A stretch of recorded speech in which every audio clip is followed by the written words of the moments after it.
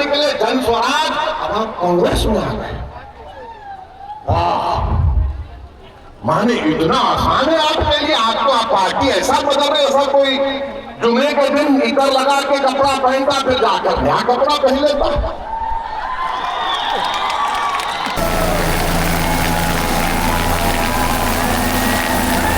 Hello everyone, मैं अभी नेपाल की किसी जगह पे हूँ। एक बड़ा सा पुल है, नदी है, ये कहाँ है मुझे भी नहीं मालूम है। तो अवैसी साहब आ रहे हैं इंडिया में, यहाँ से करीब 20-25 किलोमीटर दूर है। तो हम अभी इंडिया ट्रैवलिंग कर रहे हैं।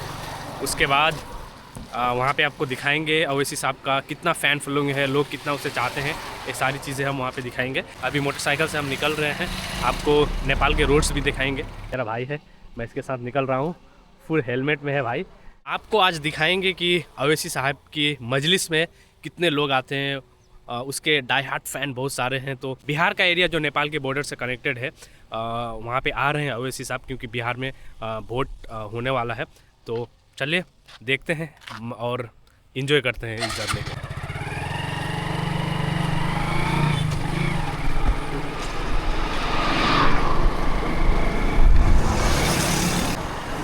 तो मौसम ठंडा ही है, मौसम बहुत अच्छा है। हम अभी यहाँ से निकले हैं, करीब हमें आधा घंटा लगेगा। अगर हमें रास्ता ऐसा ही मिला तो हम आधा घंटे में पहुँच जाएंगे। हमें बॉर्डर क्रॉसिंग भी करना है, देखते हैं बॉर्डर क्रॉसिंग में कुछ प्रॉब्लम्स आते हैं या हमें जाने के लिए दिया जाता है या नहीं जाता है। वैसे तो नेपाल और इंडिया का बॉर्डर में आप कभी भी जा आ सकते हैं। आपको सिर्फ अपना आईडी कार्ड दिखाना पड़ता है और किस पर्पज़ से जा रहे हैं वो बताना पड़ता है। वो सारी चीज़ें बताने के बाद आज हमें अलाउ करेंगे तो हम आपको दिखाएंगे, मज़ा आएगा। आज का मौसम बहुत अच्छा है। हम कुछ यहाँ पे ये चौक कृष्णा चौक करके है, यहाँ पे आप पहुँचे हैं। यही एक छोटा सा चौक था। मैं कुछ दिनों से यहाँ पे हूँ तो मुझे बहुत अच्छा लग रहा है, मतलब शांत है, आपको मज़ा आएगा। यहाँ के लोग ना बहुत अच्छे, बहुत प्यारे लोग हैं। राइट, तो मज़े आते हैं भाई, आपको अपना घर जैसा लगता है नेपाल। हाँ, आपको बहुत ही अच्छा से ट्रीट करते हैं नेपाल के लोग। हाँ भाई, भाई तो अच्छा से ही गाड़ी चला रहा है, मैं पीछे में बैठा हुआ हूँ। मतलब आपको ग्रीनरी बहुत देखने के लिए मिलेगा नेपाल में, और इतना बिजी रोड्स नहीं है, और रोड्स बहुत अच्छे हाईवेज़ हैं। गांव का ही रोड्स है लेकिन बहुत अच्छे हाईवेज़ आपको मिल जाएंगे, जाने होंगे। और ये पूरा नदी वाला एरिया है जो मैंने आपको शुरू में दिखाया था, यहाँ पे बह करके आता है, तो एकदम रोड के बगल में ही है।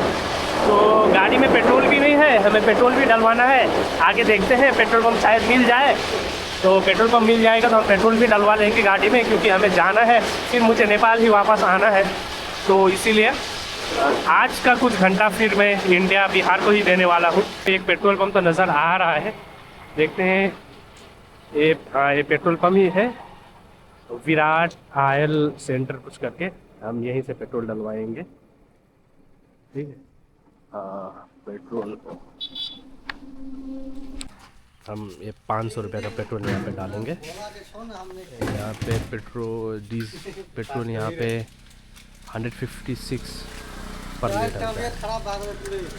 तो ये नेपाली 500 रुपये है, इसका पेट्रोल डालते हैं, देखें कितना आता है।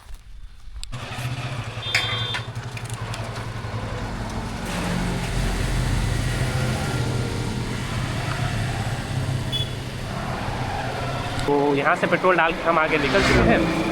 और आगे में मैंने पूछा वहाँ भैया से जो पेट्रोल डाल रहे थे, आगे में एक चौक आएगा, आमबाड़ी चौक, और वो यहाँ का एक बड़ा ही चौक है लोकल का, आमबाड़ी चौक। बोर्ड भी देखे आप। यहाँ से 2 वेज रोड शुरू हो जाता है भाई। गांव में आपको ना इस तरह का रोड्स देखने को मिलता है ना भाई, मज़ा आ जाता है। उधर से आने का, इधर से जाने का, मतलब खुले खुले रोड्स मिलते हैं ना भाई। यहाँ से ही शुरू हो गया है, ये आमबाड़ी जगह का नाम है। कुछ बड़ा मार्केट नहीं है, मतलब यहाँ के हिसाब से ये मार्केट ठीक ही है। बिल्डिंग भी कुछ बड़े बड़े ही नज़र आते हैं भाई, ट्रक वगैरह चलते हैं, आपको सारी दुकानें यहाँ पे मिल जाएगा। हमें तो अभी यहाँ पे रुकना नहीं है क्योंकि we don't have more time, तो हमें जल्दी ही निकलना पड़ेगा यहाँ से। इधर से भी निकलता है लेकिन हम इधर से निकलेंगे। उधर भी आपको इंडिया का बॉर्डर ही जाना पड़ेगा, तो वो कुछ एक ज़्यादा दूर हो जाता है, तो उधर से हम नहीं निकल रहे हैं। तो ये रोड हमको डायरेक्ट बॉर्डर ले जाएगा। हम ये रोड से बॉर्डर निकलेंगे। मुझे लगता है कि बॉर्डर तक हमें पीस ही मिलने वाला है, मतलब हाईवेज ही मिलने वाला है, रोड ठीक होंगे। देख ग्रीनरी देख रहे हो भाई, और दूसरी चीज़ देखो साफ़ सुथरा कितना है यार, आपको ना गंदगी नज़र नहीं आएगा। तो ना ये बहुत अच्छी बात है। आप गांव में जब इस तरह का माहौल को देखते हो तो फिर मज़ा आ जाता है। आपको सन्नाटा टाइप का लगेगा कि इतना गाड़ी नहीं चलते हैं, बिकॉज नेपाल का पॉपुलेशन अराउंड 4 करोड़ है। आज से कुछ साल पहले 3 करोड़ था, तो अभी कुछ बढ़े के वही 4 करोड़ होगा। उसमें भी बहुत सारे लोग डिफरेंट कंट्रीज़ में रहते हैं कमाने के सिलसिले में, तो बहुत ही कम पॉपुलेशन है। आपको यहाँ पे ना बहुत ही कम लोग मिलेंगे जो विदाउट हेलमेट ड्राइविंग करते हैं। जो गांव घर में रहते हैं वो लोकल बिना हेलमेट के आपको ड्राइविंग करते हुए नज़र आएंगे, लेकिन ज़्यादातर लोग, अक्सर लोगों को आप देखेंगे वो हेलमेट में रहते हैं, क्योंकि यहाँ पे नियमों का पालना बहुत अच्छा से होता है। आप नियमों का आपको पालना करना ही पड़ेगा। ट्रैफिक रूल्स जो नियम होते हैं उनका यहाँ हर इंसान अपनी ज़िम्मेदारी से परफॉर्म करते हैं, उसे फॉलो करते हैं। और देखा जाए तो ये बहुत अच्छी चीज़ है। आप देखिए एक भाई साहब आ रहे हैं फैमिली के साथ, हेलमेट में है भाई, तो ये बहुत ज़रूरी है फॉर योर सेफ्टी। हाँ, और एक चीज़ शायद आप नोटिस किए या नहीं किए कि रोड के दोनों तरफ वृक्ष लगे हुए हैं, पेड़ लगे हुए हैं, जिससे यहाँ के जितने भी यात्रु होंगे उसे ठंड महसूस होगा, इतना धूप में गर्म नहीं लगेगा। आप ये देखिए कितनी ग्रीनरी है, कितना मतलब शांत इलाका है ना। मुझे बहुत खूबसूरत लगा। ये भाई साहब साइकिल में जा रहे हैं। भाई साइकिल चलाने को देखने को मिलता है इधर, मज़ा आ जाता है भाई ना। बचपन में ना एक टाइम था जब हम भी साइकिल के इतने दीवाने हुए करते थे, साइकिल चलाते थे। अब तो ना एक क्या कहूँ, एक आदत ही ख़त्म हो गया है। हाँ, यहाँ से कुछ गांव शुरू, यही गांव का नाम कल्याणपुर, मैंने पूछा था वहाँ रुक करके तो बताया था यही गांव का नाम कल्याणपुर है। यहाँ कुछ लोगों भी मुझे दिख रहे हैं, शायद कुछ हो यहाँ पे। ये कुछ टावर सा है यहाँ का। ठीक है यार भाई, अच्छा लगा।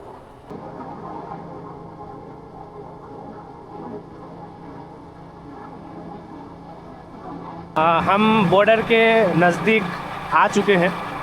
यहाँ पे एक ईंट का भट्टा आपको नज़र आ रहा होगा। यहाँ ये नेपाल का ईंट का भट्टा है। मैंने पता करवाया था, पूछा था एक बार कि नेपाल में ईंट का दाम क्या है, तो अगर आप 1000 ईंट लेते हैं तो आपको नेपाली करीब 25,000 रुपये पड़ता है। वही इंडिया में बहुत सस्ता है।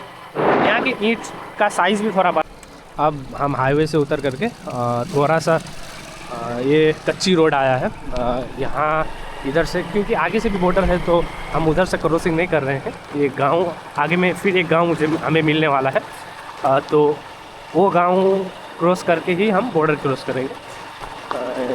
ये नेपाल का लास्ट गांव आप कह सकते हैं कि ये लास्ट गांव।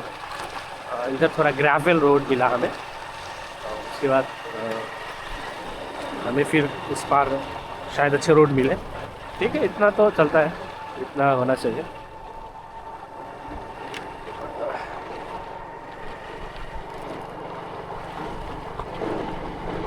अब हम बॉर्डर के बहुत नज़दीक है। मैं शायद वहाँ पे कैमरा ऑन ना कर पाऊँ फॉर सिक्योरिटी रीज़न। यहीं से बॉर्डर का शुरुआत होता है भाई। सो फाइनली हम अभी इंडिया में आ चुके हैं। मतलब नेपाल का पुलिस ने पूछा भाई कहाँ जा रहे हो, कहाँ से आए, ये सारी चीज़ हमने बताई। उसके बाद फिर एसएसबी था इंडिया का, उन्होंने भी पूछा, तो सिक्योरिटी रीज़न के लिए हम नहीं बना पाए भाई। अभी मैं इंडिया में हूँ, यहाँ के रोड्स मुझे इतने अच्छे नहीं मिले। एक तो इतना नैरो रोड है, ऊपर से रोड भी कुछ अच्छे कंडीशन के नहीं है। आप पिच पे गाड़ी चला रहे हो लेकिन आपको लगता है कि आप ग्रेवल में गाड़ी चला रहे हो। इतने खड्डे हैं कि मैं आपको क्या ही बताऊँ। बॉर्डर से कनेक्टेड ये जो रोड है, हमें यहाँ पे अच्छे रोड्स तो नहीं मिले, लेकिन मुझे पूरा यकीन है कि हमें मिलेंगे बाद में। आगे में हाईवे मिलेगा, हम हाईवे में चढ़ेंगे तो मैं आपको दिखाऊंगा। हाँ, ये सारी चीज़ें ना आपको गांव घर में ही देखने को मिलता है। आप इन सारी चीज़ों को शहरों में नहीं देख पाएंगे। हरियाली के अलावा दूसरी चीज़ आप क्या ही देख सकते हो, तो वो एक बहुत ही अच्छी चीज़ है। और तो भाई यहाँ पे हाईवे में आते ही देखिए भीड़ भाड़ कितनी है ना। यहाँ पे लगता है ना आपको कि हाँ आप आए हो इंडिया में। तो वैसे भी इंडिया अभी पूरा वर्ल्ड का मोस्ट पॉपुलेटेड कंट्री भी बन गया है।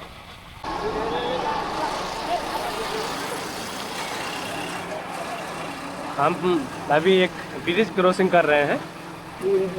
ये भी नदी नेपाल से ही बह करके आता है और इधर रेलवे ट्रैक भी बना हुआ है। और भाई भाई भाई जो भी कहो यार, यहाँ के लोग हेलमेट्स नहीं लगाते। पता नहीं लोगों को हेलमेट से क्या ज़्यादा नफरत है यहाँ पे।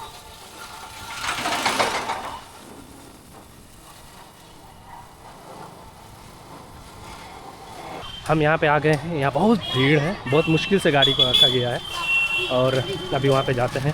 तो वहाँ पे देखते हैं। ओवैसी साहब का भाषण तो मुझे सुनने में आ गए हैं। कौन कौन से गली से गुजर रहे हैं हमें भी नहीं मालूम है भाई।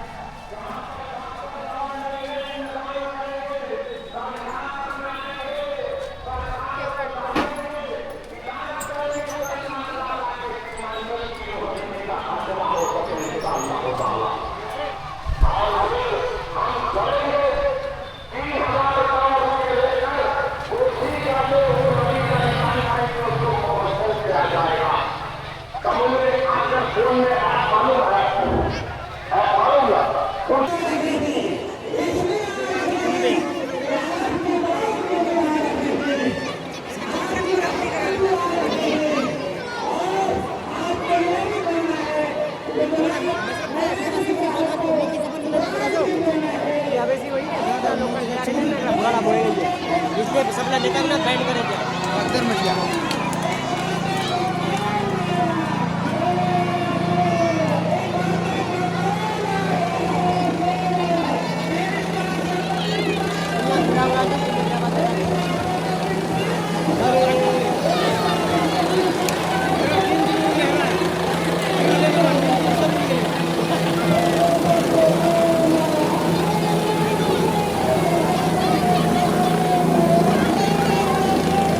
करने का पड़े तो समझ ना काम का करने का पड़े तो क्या हाँ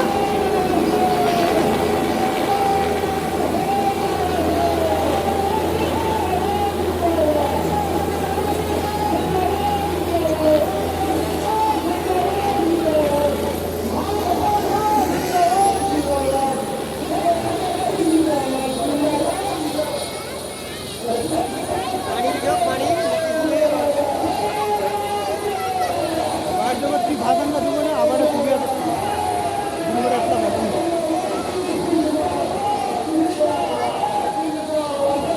मेरा बात ज़्यादा शुरू नहीं हो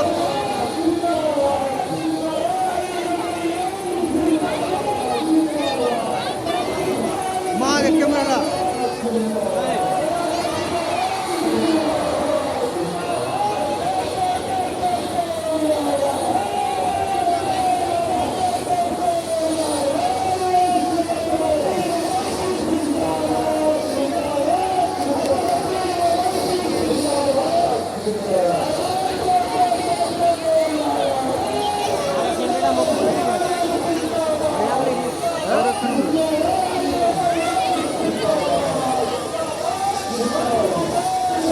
जेडीयू में चले गए, जेडीयू छोड़े तो जन अधिकार से निकले जन स्वराज, अब आप कांग्रेस में आ गए।